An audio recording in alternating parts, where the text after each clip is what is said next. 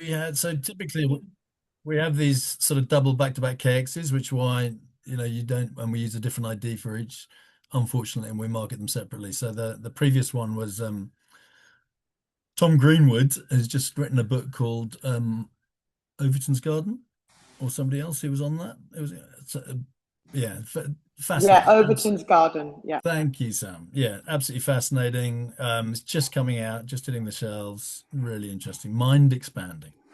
So that was excellent. That sounds wonderful. I'm jealous to have missed that. Sounds like something to add to my Goodreads list. Indeed, indeed. Out of interest to this community, how many of you read sort of voluntarily around this space, or do you keep all of your reading just for work and then outside of work read, novels or things nothing to do with business and sustainability?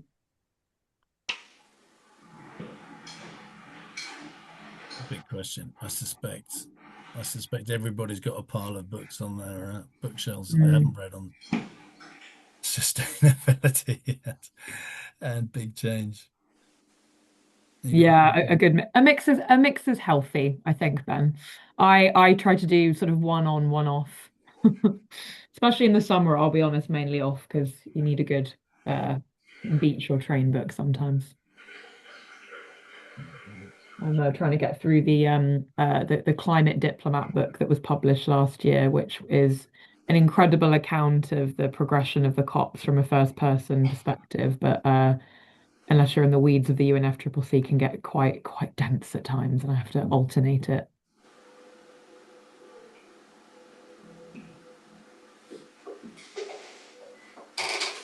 okay.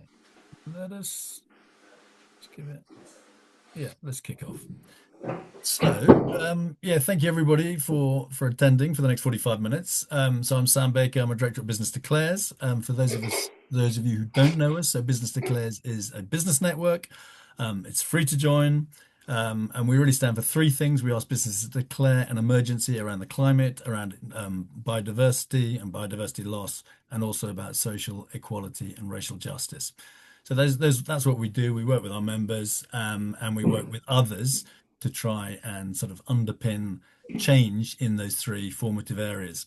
In terms of today, we call them the knowledge exchanges. So every 2 months, we run two back-to-back knowledge exchanges. We've just talked about one, which was we had 45 minutes before this, and then we have this one. It's a mixture of things related to obviously those three challenges that we face. We do record, so it should be being recorded at the moment. So if not, I'll fire that up in 2 seconds. So obviously, dial off or take to go off camera if you don't like being recorded. I think, and then we'll disseminate and distribute it after this. So the last one I think was sort of philosophical, really, and very much about the self. And I think this one is rather different, certainly no less important, but rather different. So today we're going to talk about net zero standards and reporting. I think it's a really important time to talk about that, as we'll hear a little bit later. We are delighted to have two experts with us to talk through this. So that is Emily Faint from ISO and Katerina Brun from GRI. So really looking forward to what you've got to say. The format that we typically run is we give each speaker 10 to 15 minutes to talk to effectively do their stump pitch. During that time, by all means, bash in questions in the chat. But also we'll then have at least 10 minutes, if not 15 minutes at the end for Q&A as well. We've had couple of calls and interactions obviously before this. I see a sort of mix of people here who are sort of standards experts, aficionados, and people perhaps less so. So it's going to be interesting to see how this lands. And then with that, I will hand over to Katerina just to share your slides. Emily's going to be up first though. And final thing to say is that Business Declares we do rely on donations.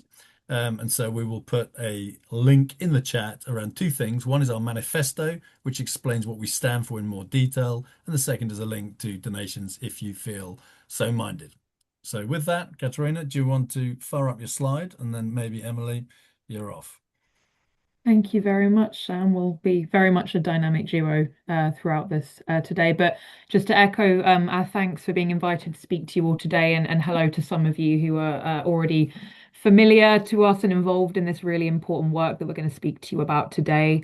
For those of you who I haven't met, my name is Emily Faint. I am the Net Zero Policy Lead at the British Standards Institution, which is the UK member of ISO.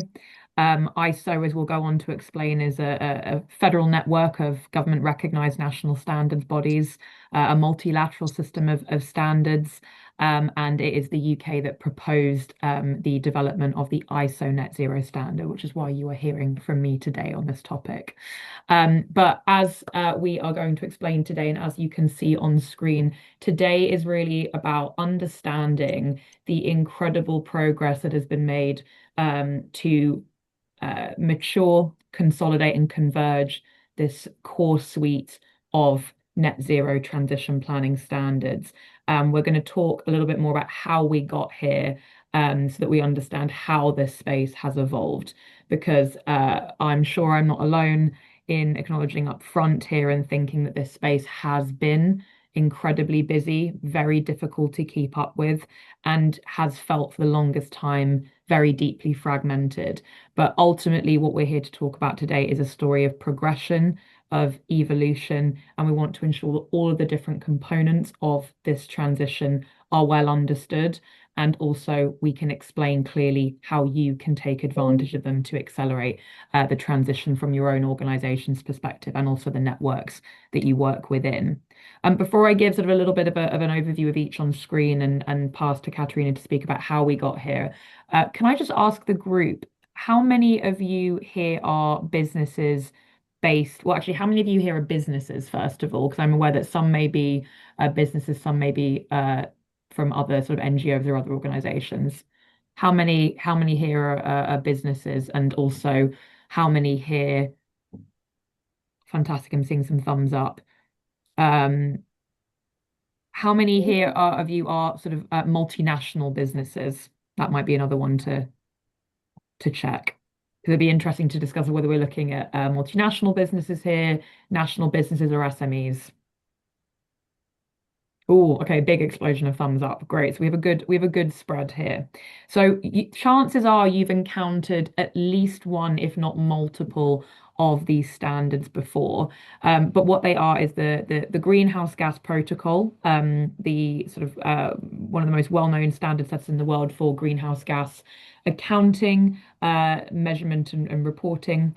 ISO, the International Organization for Standardization, which, as I mentioned earlier, is the federal network of government recognized national standards bodies, each with their own member country. The Science Based Targets Initiative, or SBTi, which was the world's first standard setter to innovate corporate net zero targets. ISSB, or the International Sustainability Standards Board from the IFRS Foundation, which launched their suite of sustainability focused standards just in the last couple of years. And of course, the Global Reporting Initiative that has existed for the last 30 years in sustainability reporting as well. Typically, these standard setters have all operated independently, but increasingly and more visibly so than ever, we are seeing their standards being brought into alignment with each other, leveraging each other, cross-referencing each other, and ultimately converging. And the impact and the momentum that we're seeing is of one of simplification, and one that we hope will unlock a huge amount of progress in this space. So maybe we move to the next slide, we can start to get a bit of a picture of where they've each come from and how we got here. Because by understanding the different components of this landscape, we will then understand why we are with the picture. We are met with the picture we are today. So, Katerina, do you want to kick us off with some of the stats and the dates we see online, and then pull me in when we get to the next slide? Yeah, well, thanks very much also from my side for the invitation. I am Director of Policy and Research at GRI, the Global Reporting Initiative. And well, I have to say I've already lost to Emily, because ISO was actually started in the 1940s. whereas GRI is only 30 years old. Now, we want to explain how we got to this important point at we are now, and that's important to understand where we come from. So we've had various institutions being set up. The Global Reporting Initiative was the first initiative to start sustainability reporting. Ripley. Sorry? Yeah. Okay, There was that's accidental unmuting. Okay, good. So GRI started with sustainability reporting, which in its most basic forms, companies make transparent the impact they have on ESG, the people and the planet. That's sort of the very simple explanation how it all started. And Emily has already mentioned the greenhouse gas protocol is, well, how do we actually measure the emissions? And that's not so long ago that we set that up. So with the first institutions in the 1990s, in the 2000s, you have even more. You have the CDP, the CDSP, and don't, already despair. There's so many acronyms. And that was one of the key problems. And that's why, we're coming also towards the solutions more. But to talk about scope 1 and 2 and 3 is actually not that old. The revised editions of the GHG protocol corporate standard is how we actually measure emissions and how we talk about them was released in the early 2000s. That's also when GRI first started the first sustainability reporting guidelines. We have had several, SBTi, standards-based target initiative, then we have TCFD. You might remember Mark Carney standing behind that and saying, well, actually, the tragedy of the horizon is that the business does not take into account climate change enough and doesn't actually show the risks it is facing. But you already see that, there's loads of initiatives.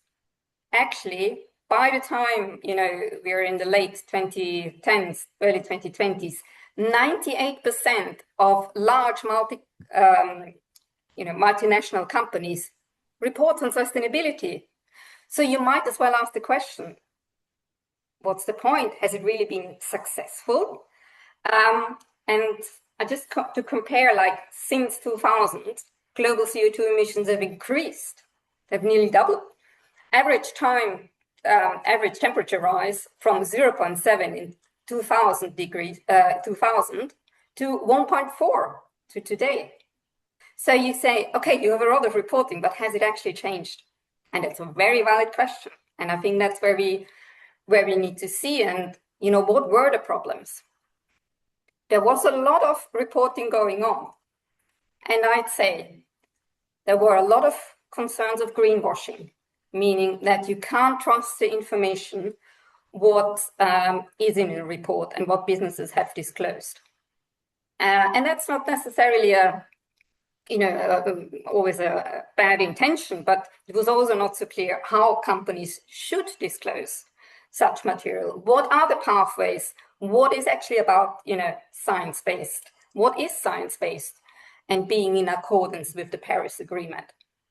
So the standard setter, all this alphabet soup you're seeing here, have converged. They've worked together increasingly. And me, Emily, and you and me speaking here, that's a sign as well that, we need to work together, because that's neither easy for you, for civil society to understand. It's neither easy for you as business to understand. So what we've seen in the 2020s is a focus on financial materiality and sort of actually we want to make sure that the business internalizes the threats and risks of climate and the nature emergency you are, campaigning on. And that's why we need more and better standardized global reporting. That's why the ISSB was founded, to really respond to an investor's demand, because they were seeing we have stranded assets. It's clear that, our investments in oil and gas will not be, survive and be sustainable in the transition we all need to make. We've had SBTi releasing corporate net zero standard, because what are we talking if we mean it's net zero? ISO released its net zero guidelines and has then in 2024 announced it will do its draft standard. And yes, it has released its draft, and that's why we, can actually talk about it. And it's a major milestone. GRI, my own organization, has updated climate and energy standards in 2025 because it saw, well, we know much more on how to do the transition, what it means. And we will talk more about the differences between GRI and ISSB much later. We have new partnerships being announced, ISO GHGP partnership 2025, and now they've announced in 2026 a merging of their carbon accounting standard. So what we are seeing is a progression because of the realization we had a lot of commitments, but there weren't really targets. There were many sort of commitments raised 2040, 2050 net zero, but what was behind them wasn't always quite clear. Now, also, the myriad of standard setters and standards meant that's not easy to compare. That's not a transparent market system which the market, financial markets and civil society needs. So standard setters have converged. So some of these acronyms have actually merged into the ISSB. Another interesting and very important trend is it's often no longer voluntary to report on your impact on the planet or on people. It's actually mandatory. We have, of course, in the EU, especially, a very comprehensive reporting system. In the UK, you had TCFD, so financial risk reporting already. So their companies are mandated, usually the biggest one, to report and to say how have they internalized those risks, how they are dealing with the risks from climate change, from the nature emergency. And it's also verified, it's audited. Much of the data reported so far hasn't been audited. Now, what's the culture in financial statements? Well, it's audit. You have actually reasonable assurance being provided. Now, it might not be perfect, and it's always a long process, but we are coming into verified, audited progress. And that's where I hand over to Emily to talk more about the new standard. Absolutely. Thank you. So we've given you a whistle-stop tour of that huge history there. And again, it's worth just really sitting with that in terms of understanding how far we've come. We've come from, there being some knowledge and recognition at a global level that climate change was something that needed to be addressed through global cooperation and collaboration in the 90s. The first COP back in the 90s, the first greenhouse gas standards, greenhouse gas accounting standards and environmental management standards developed in the 90s. Concepts of corporate reporting innovated by organizations like CDP in the 2000s, and by GRI. Then the idea of setting corporate targets to decarbonize started to come into being in the 2010s, and then the best practices and frameworks and campaigns around how to reach those targets really started to gather steam, which is why you could see that huge growing list that Katerina pointed to once we get to the 2020s, which we are now in. And that is very much the kind of trajectory and progress that we would wish to see from organizations like standard setters who are responsible for providing the measurement, management, and implementation tools to guide that transition. But it's really important to recognize that the pace of this evolution has been very much guided by the market and by where market consensus and capital is growing. We are by no means in the place we need to be, as Katerina rightly pointed out. Emissions have continued to grow even during the same period where these standards have been innovated and come into existence. But emissions are only now increasingly understood as part of the picture. And this is where the suite of these standards really come into being, because now increasingly companies regulators, investors, and governments are understanding that this is not just about quantifying and reducing emissions. This is about understanding the holistic business transformation and the holistic transformation of our economy, of how we work, how we recognize value, how we protect value, and how we grow value as well. And all of those different aspects of value and how an individual business operates within the market is now so much better understood and reflected in this evolving suite of standards. So we'll start to break down again in a little bit more detail what they mean, how they're relevant to you at a high level, and then we'll use the time, as Sam has suggested, to take some of your questions, as we recognize that depending on the roles you may have in your organizations or your experience in this transition, some may be of greater interest to you than others. But as we've tried to neatly break down for you, the best way to understand the building blocks of this transition and this suite of standards is first in your measurement.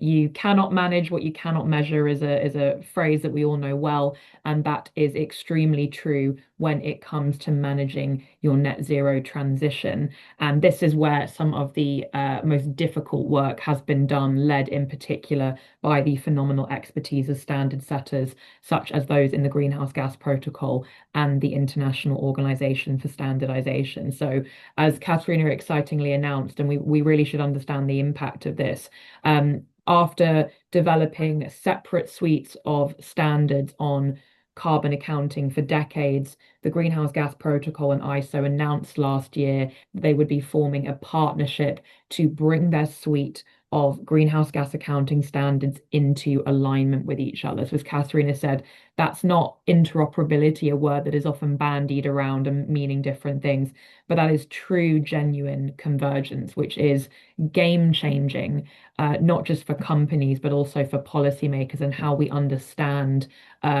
what we are dealing with and whether our transition is progressing or not.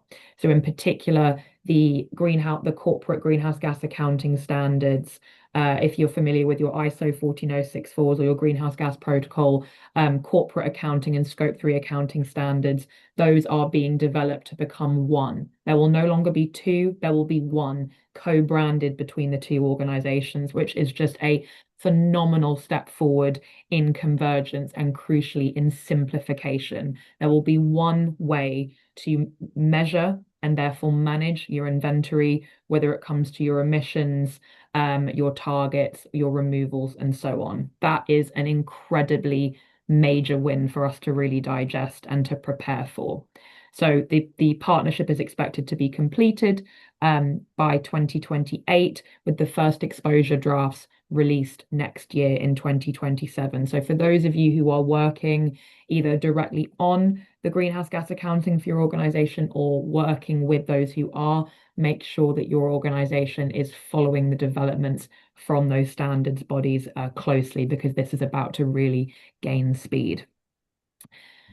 2, target setting and transition planning. This is the real meat of the transition. This is the doing.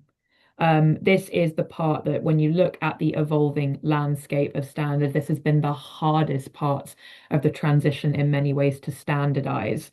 It's been difficult to agree on how we measure things. It's certainly been difficult to agree on how we report on things, which Katharina will talk about in more detail shortly. But what has also been very complex is to agree a standardized approach that respects equity and natural variation between different companies and different jurisdictions on how you actually deliver a transition. So we should recognize the incredible leadership of the standard setters like the Science Based Targets Initiative, who were founded in 2015 and innovated the first corporate net zero standard, which helped companies to develop science-based net zero targets to then guide their transition.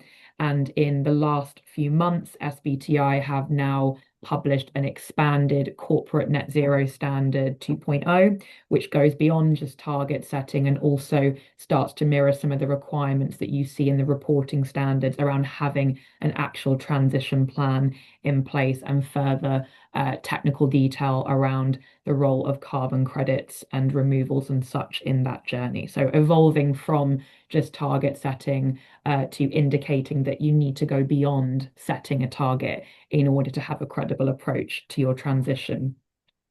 As also was mentioned in the timeline, ISO, the International Organization for Standardization that develops international standards by consensus among countries, that detail is really important to understand, has leveraged this momentum and this growing market consensus around what good looks like for your net zero transition to first release the ISO net zero guidelines in 2022, a single suite of guidelines covering each stage of net zero action for an organization that was agreed upon by consensus at record time in the ISO system, becoming its first ever deliverable to address how an organization should progress its net zero transition. But they were only guidelines. There was no verification or auditing power behind them, which is, as we know, so crucial to market confidence and also investor confidence, which produces a range of benefits for business, such as lower cost of capital and greater investor support. But also, it means that companies themselves don't have that confidence of, am I approaching and interpreting this transition in the right way? And that has led, with the involvement of everyone you see on screen and many more, to its conversion to become the first independently verifiable, internationally agreed standard through this system, which has just completed its public consultation phase over this summer period. That will be the ISO Net Zero standard, or if you like your numbers, ISO 14060, the title standard of the international suite of mitigation standards in ISO. If you'd like to read how that international consensus is evolving and how it is leveraging the expertise of many of the other existing standards in on screen, you can go to the BSI website and download the PDF of that for free. And then the ISO Net Zero standard. Sorry, Emily, just to interject 1 second. So we've got a few questions coming, and I'm sure we'll get other on air as well. And Katerina's got a piece to say as well. So just a time check. Thank you, Sam. And so it's worth understanding what the potential of that international consensus behind that actually signifies, that there is going to be international agreement for how you measure, how you set targets, how you deliver a transition, and how you report on that progress that can be recognized across the more than 170 jurisdictions that ISO operates in.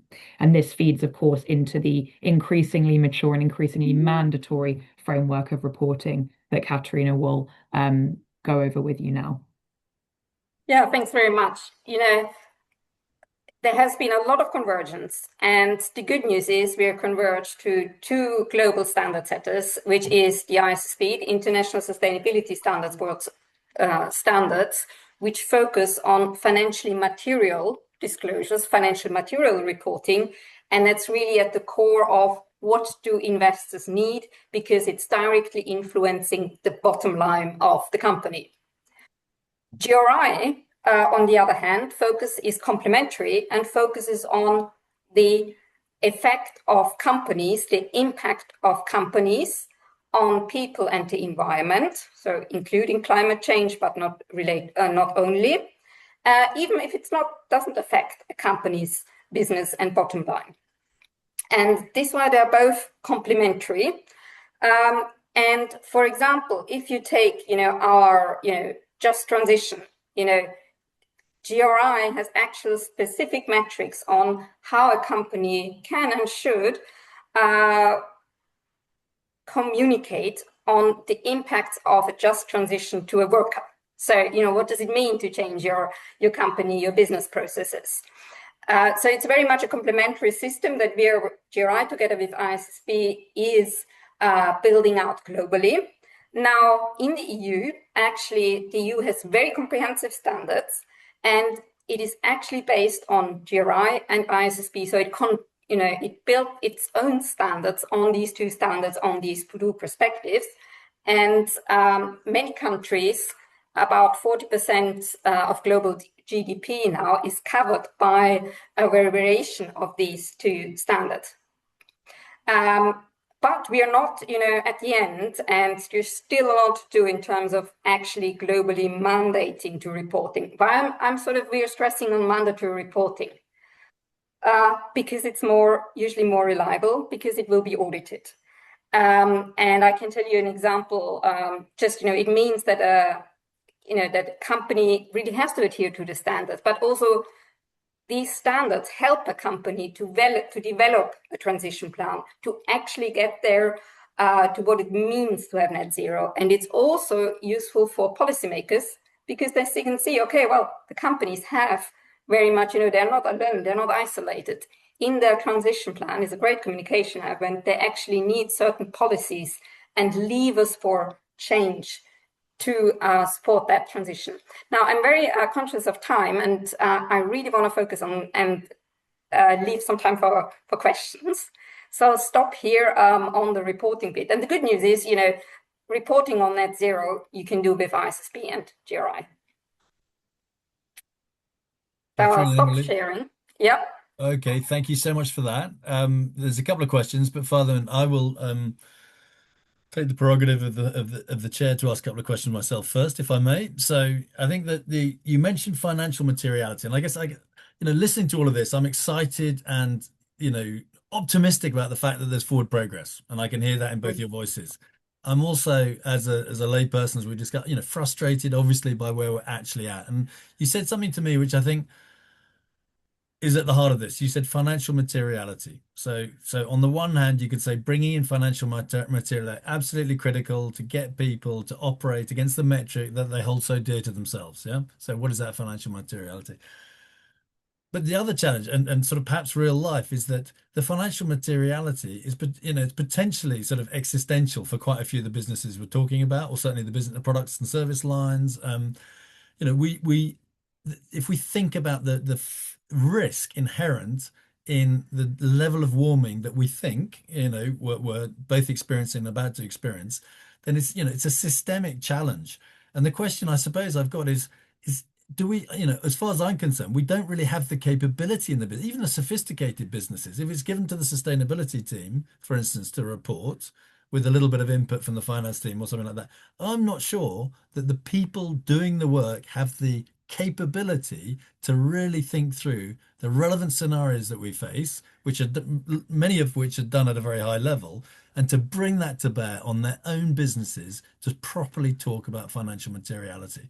So to cut a long story short, I think there's two things. Have businesses got the right people involved in what we're doing? And even if they have those people got the capability and indeed the capacity, because, are they given enough time and resource to actually then do what they need to do in terms of, observing and driving these standards in, yeah, and then reporting effectively on them as well? Perhaps I respond first, as I've been in such a business, albeit a very big one, Amazon. And if it was even challenging for Amazon to prepare for mandatory reporting, what it's like for smaller businesses. Now, I think we need to make the distinction that smaller businesses are usually not required to report. It is capacity building. So this is what we're all facing. We need to build build the capacity. And this is not what we see in a company. It's not just the sustainability reporting people. No, it will be sustainability, it's finance, controlling, public PR, communications, legal. So there is a grouping together, and actually what it helps, you'll be surprised to know, is that actually that comes together with breaking down silos within companies. So suddenly this comes onto the agenda, and it's not down to the, because an auditor has to sign off. So it goes right back into the board discussion. You're sort of surfacing that through the instrument of reporting. And I think your concern about, okay, for financial maturity, that is, it is to highlight, look, this is, important and existential for survival, of your business, of your sustainability. And, not everyone needs to do, scenario planning right away. And there's sort of various, what we call proportionality mechanisms. But yes, you're right. It requires capacity and competence building and a sort of a gradual progression and onboarding. Thank you. Emily, anything to add to that? For the sake of time now, I thought Catherine's answer was excellent. Oh, okay. Okay, so let's go to Paul. You had a comment here. And Paul, come off mute and do talk to your question, or I can read it out. I can find it. Where is it? Oh, much of effort today is a non-disclosure. Hi, Paul. Hi, Emily. Yeah, I mean, I think we'll welcome the convergence in standards. Fantastic. ISSB, great. All that. It just feels like the theory of change that we're thinking about. And in fact, it follows on from the last question, that does a purely disclosure-based approach actually engage with those senior people? And I'm just saying that as someone who's slightly skeptical that it does, and it's actually more about changing internal decision-making and strategy. Again, from my position in a PLC, the disclosure requirements were seen as, I wouldn't say irritating, but not far off it. It's a compliance thing. You have to do this reporting. Really difficult to move that from seeing actually this is some kind of strategic aspect. I actually think the scenario analysis bit, again, just been referenced, is actually really helpful in thinking about it. We're talking to Sam about thinking about this in a strategic way rather than saying actually it's something we just need to do. So welcome views. No, I mean, I think you'll find, I can see Catherine nodding as well. I think that's not a controversial view at all, to be honest, Paul. I think you'll find large agreement with it. And then that's, again, why we talk about this as a suite of standards, about transition planning standards. This is not about disclosure. Disclosure forms in a very important and fundamental part of the transition, and is by far the most mature and increasingly mandatory part of the governance underpinning the transition. But this is about doing. This is about informing and changing decisions, reallocating capital where it's needed. As I said earlier, preserving and creating value, ensuring an equitable transition that is also people-centered as well as profit-centered. But as you know, I'm sure even better than I, the challenges of making these bold decisions and making them in a timely way can be really impeded by uncertainty and a fear of sticking your neck out. What are my peers doing? I don't want to make my business vulnerable. And that's where the power of standards really comes in. We don't believe that standards are a silver bullet or a panacea by any means. Nothing is in a problem as wicked as climate change. But what standards can do and do is they can provide the parameters of the decision making and a sense of real market trust and confidence that you are thinking about things in a holistic way, and that you are informing your decisions in a holistic and timely way rather than looking at one narrow piece of the problem and missing on unintended consequences.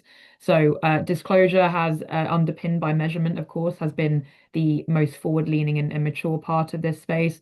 And this is where the doing, the actual transition planning and transition progressing pieces of the standards really needed to come to the forefront. But it has been the most complex part of this transition to agree on a standardized approach that respects all those different nuances I mentioned earlier, which is why the emergence and updating of the new ISO net zero standard for organizations, but also the expanded and updated SBTi corporate net zero standard is such an exciting development for this space, and one that we really urge businesses in this community to have a look at if you're not working with them already, because once we feed and mainstream this approach into the real economy and how businesses are already thinking and working, we will start to see decisions change in the more meaningful way that you're referring to, Paul. Great. Thanks so much. Thank you.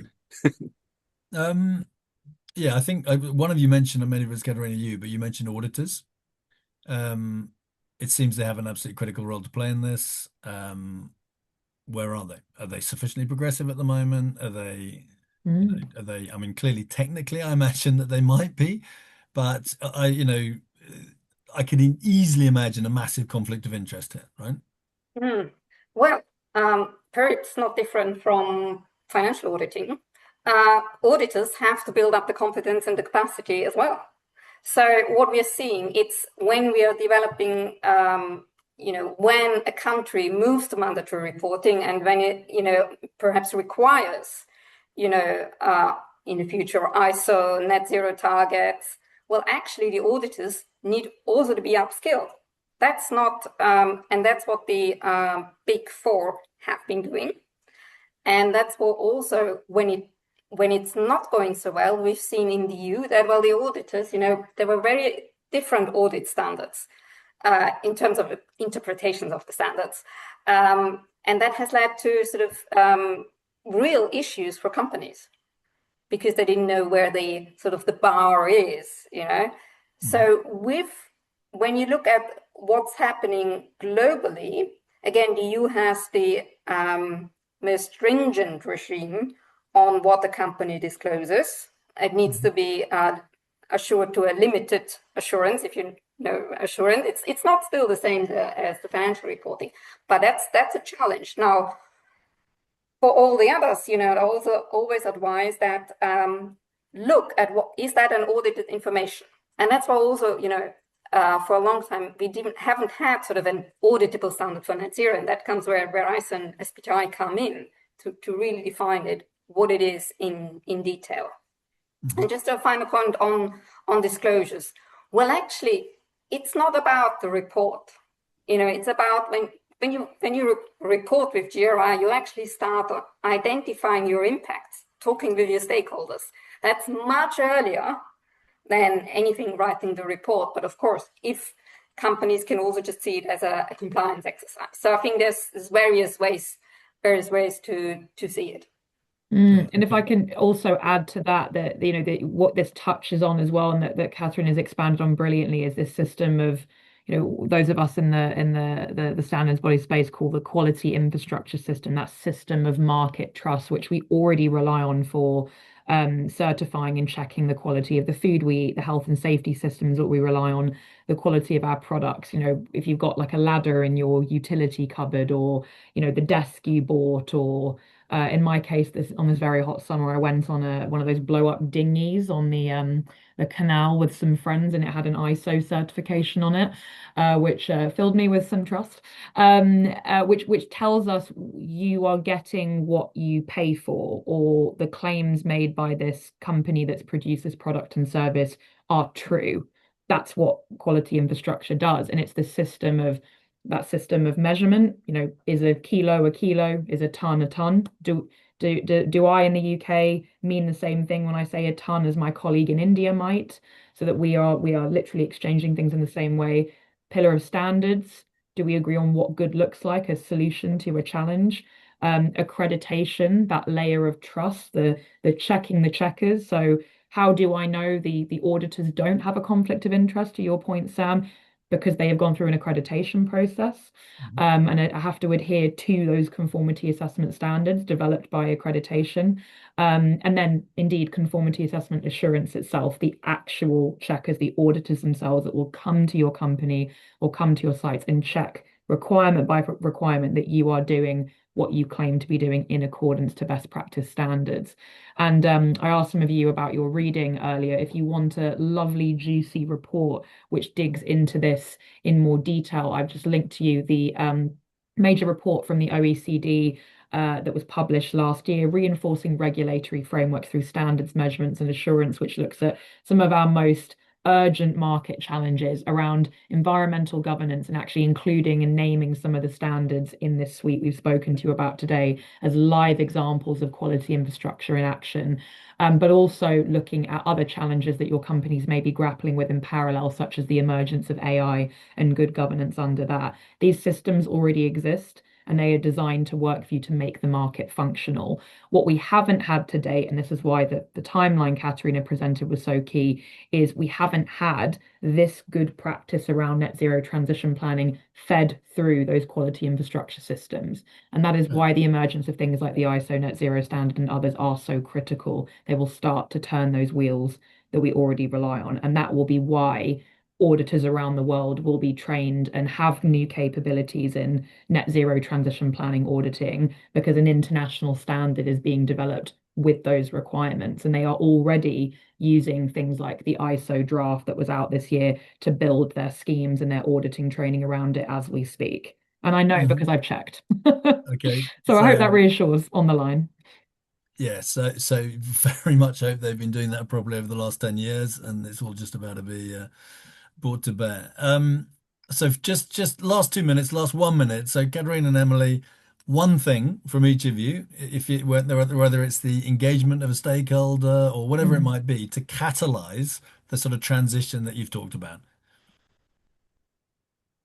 Who wants to go One first? thing. The magic one question. I'd say standards are an enabler, and that's how we should communicate and see them. I would say that one of the most important things you can do is be a confident, firm voice in your organization that this transition is not about climate or a moral argument. It is about protecting and growing the value and long-term viability of your companies. It is a core business practice now. It is no longer a separate one. And in order to ensure that you are one of the businesses that survives and thrives, you should be looking to internationally recognized standards on guiding that transition. So please do look out for some of the developments and the announcements that we have mentioned today. Awesome. So with that, thank you so much, both to Katerina and Emily, for your time and your insight. Thank you, everybody, for attending. We will send out the recording to everybody who attended and indeed everybody who registered. And have a great afternoon. Thank you. Thank you, everyone.